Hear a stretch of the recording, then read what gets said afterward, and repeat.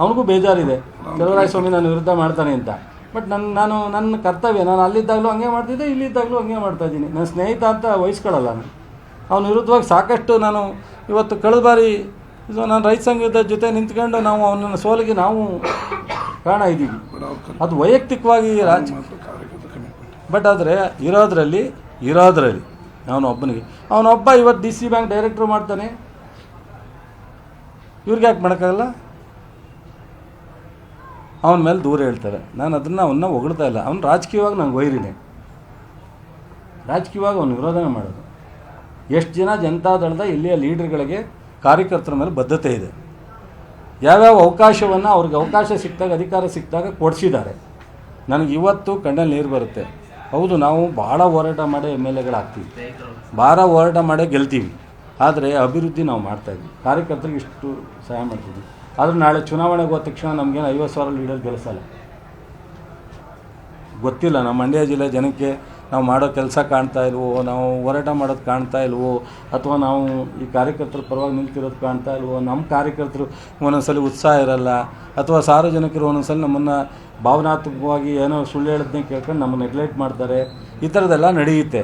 But ನಾನು ಏನೇ ಸಾರ್ವಜನಿಕರು ಮತ ನಾನು ಸೋಲಿಸ್ಲಿ ಗೆಲ್ಲಿಸ್ಲಿ, ನಮ್ಮ ಕಾರ್ಯಕರ್ತರು ಆ ತೃಪ್ತಿ ಆಗಲಿ ಅಸಮಾಧಾನ ಆಗಲಿ, ನನ್ನ ರಾಜಕಾರಣ ದಿನ ಇರೋವರೆಗೂ ಒಂದು ರಾಜ್ಯ ಮಟ್ಟದಲ್ಲಿ ನನಗೆ ಜವಾಬ್ದಾರಿ ಕೊಟ್ಟಾಗ ಇಲಾಖೆ ನಿರ್ವಹಿಸ್ತಕ್ಕಂಥದ್ದು ಒಂದು ಭಾಗ.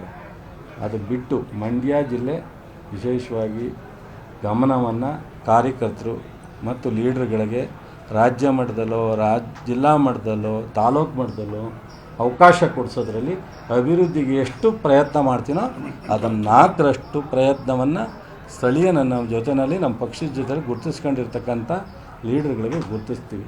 ಅದನ್ನು ಬಿಟ್ಟು ಗೌರವವಾಗಿ ವಿರೋಧ ಪಕ್ಷದಲ್ಲಿ ಇಟ್ಕೊಂಡು ನಮಗೇನಾದ್ರೂ ಸಲಹೆ ಕೊಡಲಿ, ತಪ್ಪಿದ್ರೆ ತಿದ್ದಲಿ, ಏನಾದ್ರು ಹೇಳಲಿ, ನಾನು ಕೇಳೋಕ್ಕೆ ಇದ್ದೀನಿ. ಬಟ್ಟೆ ಮಾತಾಡ್ತಾರೆ ಅಂದರೆ ಅದ್ರ ಹೊತ್ತು ಮಾತಾಡೋದು. ನಾನು ಅವ್ರಿಗೆ ಗೊತ್ತಿಲ್ಲ ಇನ್ನೂ ಯಾರು ಮಾತಾಡ್ತಾರೆ. ಒಂದು ಫಾರ್ ಎಕ್ಸಾಂಪಲ್ ಹೇಳ್ಬಿಟ್ಟು ಮುಗಿಸ್ತೀನಿ. ನಮಗೆ ನಾನು ಜಿಲ್ಲಾ ಪಂಚಾಯತಿ ಉಪಾಧ್ಯಕ್ಷನಿಗೆ ಇಡೀ 30 ಜನ ಸಪೋರ್ಟ್ ಮಾಡಿ ನಿಲ್ಲಿಸಿದಾಗ ದೇವೇಗೌಡರು ಪ್ರೈಮ್ ಮಿನಿಸ್ಟರ್ ಇದ್ದರು, ಜಯಂತ್ ಪಟೇಲ್ ಚೀಫ್ ಮಿನಿಸ್ಟರ್ ಇದ್ದರು, ರಾಜ್ಯದಲ್ಲಿ ಸೋಮಶೇಖರ್ ಮಿನಿಸ್ಟರ್ ಇದ್ದರು, ನಾಗೇಗೌಡರು ಮಿನಿಸ್ಟರ್ ಇದ್ದರು. 9 ಕ್ಷೇತ್ರ ಇತ್ತು ಇವತ್ತು. ಸೊ 9 ಕ್ಷೇತ್ರದ ಶಾಸಕರು, MLCಗಳು, MP ಎಕ್ಸೆಪ್ಟ್ ST ಜಯರಾಮ್, ಕೇಂದ್ರ ಸರ್ಕಾರ ರಾಜ್ಯ ಸರ್ಕಾರ ಎಲ್ಲ ನನ್ನ ವಿರುದ್ಧವಾಗಿ ರಾತ್ರಿ ನನ್ನನ್ನು ತೀರ್ಮಾನ ಮಾಡಿದ್ದ ಬೆಳಗ್ಗೆ ಎದ್ದು ಶಿವಾನಂದನ ಹಾಕಿದ್ರು.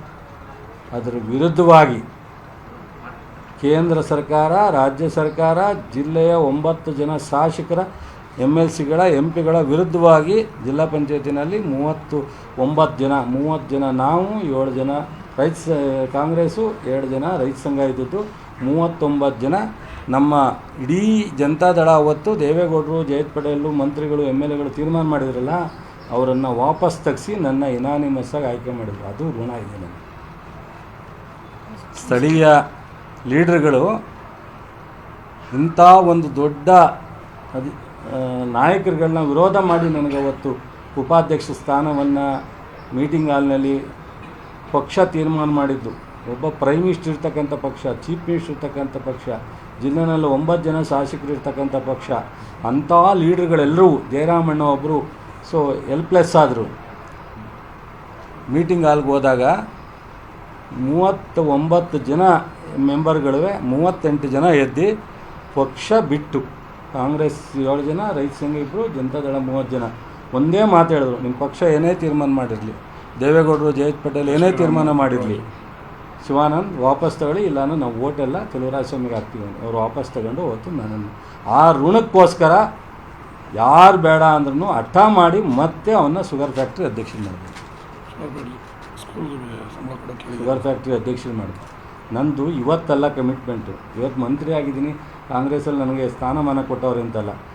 ನಾನು ಯಾರೂ ನನ್ನ ಜೊತೆಲಿ ರಾಜ್ಯದ ನಾಯಕರು ಇಲ್ಲದೇ ಇದ್ದಾಗಲೂ ನಾನು ಜಿಲ್ಲಾ ಪಂಚಾಯತಿ ಮೆಂಬರಾಗಿ, ಉಪಾಧ್ಯಕ್ಷರಾಗಿ ಈ ಜಿಲ್ಲೆಯಲ್ಲಿ ಪ್ರತಿಯೊಬ್ಬರ ರಕ್ಷಣೆಗೆ ಅವತ್ತಿಂದ ನಿಂತಿರೋನು. ಇವತ್ತು ನನಗೆ ಇಷ್ಟು ಶಕ್ತಿ ಇದ್ದಾಗ ನಾನು ಜಿಲ್ಲೆ ಒಳಗಡೆ ಮಾಡ್ತೀನಿ. ಅದರಿಂದ ಇವತ್ತು ಮೊನ್ನೆ ಯಾವುದೋ ಶುಗರ್ ಫ್ಯಾಕ್ಟ್ರಿಗೆ ಕುಮಾರಸ್ವಾಮಿಯವರು ಹೇಳೋರು, ನಾನು ಸಂಬಳ 25 ಕೋಟಿ ಕೊಡ್ತೀನಿ, ಡಿಪಾಸಿಟ್ ಮಾಡ್ತೀನಿ, ಅದರಲ್ಲಿ ಸಂಬಳ ಕೊಡಲಿ, ಖಾಸಗೀಕರಣ ಮಾಡೋದು ಬೇಡ ಅಂತ ಇದು ಪ್ರೈವೇಟ್ ಇದಕ್ಕೆ ಮಾಡೋದು ಬೇಡ ಅಂತ ನಿಮ್ಗೆ ಮುಂದೆ ಹೇಳಿದ್ರು. ಇಲ್ಲಿವರೆಗೆ ಕೊಟ್ಟಿಲ್ಲ 3 ತಿಂಗಳಿಂದ. ನಾನು ಇವತ್ತು ರವಿ ಅವರು ಒತ್ತಡ ತಂದರು, ನಾನು ಏನಾರ ಇಲ್ಲಿ ಕಾನೂನು ಏನಾರ ಇಲ್ಲಿ ಫಸ್ಟ್ ಅವ್ರಿಗೆ ಪೇಮೆಂಟ್ ಕೊಡು ಅಂತ ಹೇಳಿದ್ದೀನಿ ಸೋಮವಾರ. ಸೊ ಇವರು ಮಾತು ಕೊಡಬೇಕಾದ್ರೆ ಮಾಡೋಂಥದ್ದು ಮಾತು ಕೊಡ್ತಾರೆ. ನಾನು ಒಬ್ಬರು MP ಇದ್ದಾರೆ, ಅವ್ರ ಮಂತ್ರಿ ಅನ್ನೋದಕ್ಕಿಂತಾಗಿ MP ಇದ್ದಾರೆ, ಮಂತ್ರಿ ಸೆಕೆಂಡ್ರಿ. ಏನಾದ್ರು ಮಾಡೋದಾರ ಮಂಡ್ಯಕ್ಕೆ CSR ಫಂಡು ಅಲ್ಟಿಮೇಟ್ ಅಲ್ಲ. CSR ಫಂಡು ಈ ರಾಜ್ಯದ ಕಂಪ್ನಿಗಳು, ಈ ರಾಜ್ಯದ ಕಂಪ್ನಿಗಳು ಸರ್ಕಾರದ ಸಹಕಾರ ತಗೊಂಡು ಮಾಡಿರ್ತಾರೆ. ಇಷ್ಟು ಪರ್ಸೆಂಟು CSR ಫಂಡ್ ಕೊಡಬೇಕು ಅಂತಿದೆ. ಅದರಲ್ಲಿ ರಾಜ್ಯ ಸರ್ಕಾರನೂ ಕೊಡಿಸ್ತಾ ಇದೆ. ನಾವು ಬೇಕಾದಷ್ಟು ಸ್ಕೂಲ್ ಕಾಲೇಜುಗಳಿಗೆ ಹಾಸ್ಪಿಟ್ಲಿಗೆ ಕೊಡ್ತಾಯಿದ್ವಿ. ಏನೂ ಅಲ್ಲ ನಮ್ಮ ಕೈಲಿ ಆ CSR ಫಂಡ್ ತರುವಂಥ ದೊಡ್ಡ ಮಂತ್ರಿ ಅಲ್ಲ ನಾನು. ಇವತ್ತು ಹಾಸ್ಪಿಟ್ಲಲ್ಲಿ ಮಾಡಿಸಿದ್ದೀನಿ, ECG ಮಿಷನ್ ಕೊಡಿಸಿದ್ದೀನಿ, ಏನೇನೋ ಮಾಡಿಸಿದ್ದೀವಿ. ಅದೆಲ್ಲ ಅಲ್ಲ. ಬಟ್ ಮಾಡಲಿ, ಅದನ್ನು ತಪ್ಪು ಅಂತ ನಾನು ಹೇಳಲ್ಲ. ಬಾಯಿಗೆ ಬಂದಂಗೆ ಮಾತಾಡೋದು, ಏನು ಕಿತ್ತು ದಬ್ಬಾಕವ್ರು ಅನ್ನೋದು ಅದ್ರ ಅಪ್ಪನಂಗೆ ಹೇಳಕ್ಕೆ ಬರಲ್ವ ನನಗೆ? ಮಾತಾಡೋದು ಸೌಜನ್ಯಕ್ಕೆ ಮಾತಾಡೋದು ಕಲ್ತ್ಕೊಳಕ್ಕೆ ಹೇಳ್ರಿ. ನನ್ನಂಗೆ ಸ್ವಲ್ಪ ಭಾಷೆನ ಒಳ್ಳೆ ರೀತಿಲಿ ಉಪಯೋಗಿಸೋಕ್ಕೆ ಹೇಳ್ರಿ. ಏಕವಚನ ಉಪಯೋಗಿಸೋದು, ಅವನು ಯಾರು ಗೊತ್ತು, ಅವನ ಸಾಧನೆ ಏನು ಗೊತ್ತು, ಅವನೇನೋ ಮಾಡಿಬಿಡ್ತೀನಿ, ಇವನ್ನೇನೋ ಮಾಡಿಬಿಡ್ತೀನಿ, ಅವನ ಹತ್ರ ಕೇಳಬೇಕಾ? ಭಾಷೆನ ಗೌರವಯುತವಾಗಿ ಉಪಯೋಗಿಸಿ. ಅವ್ರಿಗೆ ಎಷ್ಟೇ ದೊಡ್ಡವ್ರು ಇರ್ಬೋದು, ನನಗಿನ್ನು ಚಿಕ್ಕವ್ರು ಇರ್ಬೋದು, ಅವ್ರಿಗೂ ಗೌರವ ಇರುತ್ತೆ, ಮರ್ಯಾದೆ ಇರುತ್ತೆ. ಸುಮ್ಮನೆ ಏನೇನೋ ಮಾತನಾಡ್ತಾರೆ, ಬಿಟ್ಟಾಕ್ರಿ. ಸಂಬಳ ಕೊಡ್ತೀವಿ, ಸೋಮವಾರ ಸಂಬಳ ಕೊಡ್ತೀವಿ.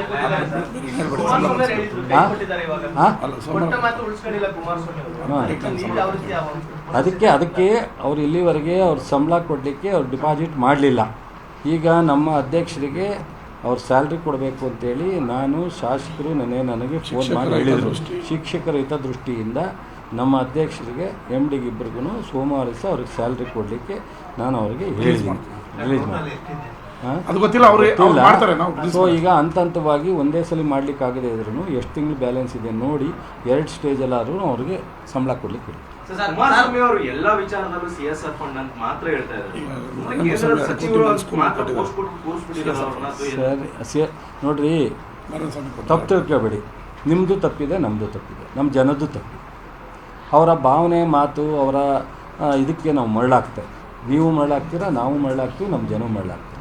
ಇವಾಗ CSR ಫಂಡು ನಮ್ಮ 2 ಕೋಟಿ ಕೊಟ್ಟವ್ರೆ ನಮ್ಮ ನರೇಂದ್ರ ಸ್ವಾಮಿ. ನಾನು ಇಡೀ ರಾಜ್ಯದ PSCಗಳಿಗೆಲ್ಲ ECG ಮಿಷನ್ ಕೊಡಿಸಿದ್ದೀನಿ. ಹಾಸ್ಪಿಟ್ಲಲ್ಲಿ ಮಲ್ಗಳಕ್ಕೆ ಜಾಗ ಇಲ್ಲದೆ ಇದ್ದು ಸ್ನಾನ ಮಾಡೋದಕ್ಕೆ ಅದನ್ನು ಮಾಡಿಸಿದ್ದೀನಿ 50 ಲಕ್ಷದಲ್ಲಿ. ಇದೆಲ್ಲ CSR ಫಂಡಲ್ಲಿ ನಮ್ಮ ಸಾಧನೆ ಅಲ್ಲ. ಸೊ ಆದರೆ ಅವರು CSR ಫಂಡ್ ಅಂದರೆ ಅವ್ರು ಹೇಳೋರು ನಮ್ಮನ್ನೇ ಒಂದು ನಿಮಿಷ ಮಂಜಣ್ಣ, ಅವರು ನಿಮ್ಮ ಮುಂದೆಲೇ ಹೇಳೋರು ಐ ಆಮ್ ಹೆಲ್ಪ್ಲೆಸ್ ಅಂತ ಹೇಳೋರೇಲ್ವಾ ಲಾಸ್ಟ್ ಟೈಮ್? ಅದನ್ನು ನೀವು ಹೈಲೈಟ್ ಮಾಡಲಿಲ್ಲ. ನಾನು ಹೆಲ್ಪ್ಲೆಸ್, ಆಂಧ್ರದಕ್ಕೆ ಪ್ರೋತ್ಸಾಹ ಕೊಡೋಟ್ಟು ನಮಗೆ ಕರ್ನಾಟಕ ಸಿಗ್ತಾ ಇಲ್ಲ ಕೇಂದ್ರ ಸರ್ಕಾರದಲ್ಲಿ ಅಂತ ಹೇಳಿದರು. ಅದನ್ನು ಅವ್ರ MP ಆಗಿ ಕೇಂದ್ರದ ಮಂತ್ರಿಯಾಗಿ ಕರ್ನಾಟಕಕ್ಕೆ ನನ್ನ ಕೈಲಿ ಮಾಡೋಕ್ಕಾಗಲಿಲ್ಲ ಅಂತ ಹೇಳಿದ್ರು. 2ನೇದು ಮಂಜು ಹೇಳಿದ್ರು ಜಾಗ ಕೊಡ್ತಾರೆ. ಇವ್ರಿಗೆ ಜಾಗ ಬೇಕೇನ್ರಿ? ಇವ್ರಿಗೇನಾದ್ರು ಸೈಟ್ ಬೇಕೇನ್ರಿ? ಇವ್ರು ಕೇಳ್ಬೋದು. ಜಾಗನ ಕಂಪ್ನಿಯವ್ರು ಕೇಳಬೇಕು, ಪ್ರೊಸೀಜರ್ ಇದೆ ಅದಕ್ಕೆ. ಇವರು ಯಾವ್ದಾರ ಕಂಪ್ನಿನ ಕರೆದು ಮಾತಾಡಿ ಕರ್ನಾಟಕಕ್ಕೆ ನೀವು ಇನ್ವೆಸ್ಟ್ ಮಾಡಬೇಕು ಅಂತೇಳಿ ಅವರು ಪ್ರೊಸೀಜರ್ ಪ್ರಕಾರ KDBಗೆ ಅಪ್ಲಿಕೇಶನ್ ಹಾಕಿದ್ರೆ ನಾವು ಜಾಗ ಮಂಡ್ಯದಲ್ಲಿ ಬೇಕಾ, ಬೆಂಗಳೂರಲ್ಲಿ ಬೇಕಾ, ಬೆಳಗಾಂನಲ್ಲಿ ಬೇಕಾ, ಚಾಮರಾಜನಗರದಲ್ಲಿ ಬೇಕಾ, ಕುಮಾರಸ್ವಾಮಿಯವರು ಯಾವ ಕಂಪ್ನಿಯವ್ರ ಜೊತೆ ಮಾತಾಡ್ತಾರೆ ಅವ್ರ ಕಂಪ್ನಿಯವ್ರ ಕೈಲಿ ಅಪ್ಲಿಕೇಶನ್ ಹಾಕ್ಸ್ಬೇಕು. ನಾನು ಅಪ್ಲಿಕೇಶನ್ ಕೊಟ್ಟರಲ್ಲ ಜಾಗ ಕೊಡೋದು ಸರ್ಕಾರ. ನನಗೆ ಹೆಂಗೆ ಕೊಟ್ಟರು? ನನಗೆ ಜಾಗ ಇಲ್ಲದೆ ಇದ್ದರೆ, ಸೈಟ್ ಇಲ್ಲದೆ ಇದ್ದರೆ, ಮನೆ ಇಲ್ಲದೆ ಇದ್ದರೆ ಕೊಡ್ತಾರೆ.